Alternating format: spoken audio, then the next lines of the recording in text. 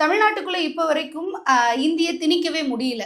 இந்தி மும்மொழி கொள்கையா நீங்க அமல்படுத்தணும் அப்படின்னு சொன்னா கூட திணிக்காதீங்க அப்படின்ற ஒரு விஷயத்த தொடர்ச்சியா தமிழ்நாட்டு மக்கள் முன்னெடுத்துட்டு இருக்காங்க. அதுக்கான காரணம் என்னன்னா 50 வருடங்களுக்கு முன்னாடி நடந்த அந்த போராட்டம் மிகப்பெரிய அளவுல பேசப்பட்டுச்சு. அதுதான் இன்னைக்கு தமிழ்நாட்டு மக்களை வேற ஒரு மொழியை தமிழ்நாட்டுக்குள்ள திணிச்சு தமிழ் மொழியை அழிக்காம இருக்கிறதுக்கு முக்கியமான காரணமா இருந்தது. அதே மாதிரி இன்னைக்கு நாம இந்த டீலிமிட்டேஷன் பத்தி பேசாம போயிட்டோம்னா நாம நாளைக்கு எங்கேயுமே நின்று வாயை திறக்க முடியாத நிலைமைக்கு தமிழ்நாட்டு மக்களினுடைய குரல் வலை நெரிக்கப்படும் அப்படின்றது தான் நிதர்சனமான உண்மை.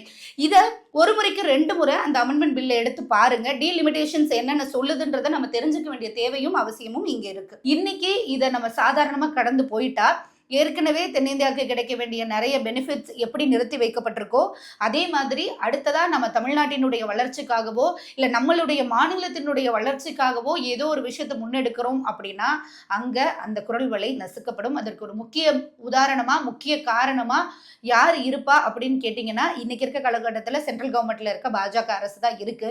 அப்போ எல்லா மக்களும் இதை பேசணும்.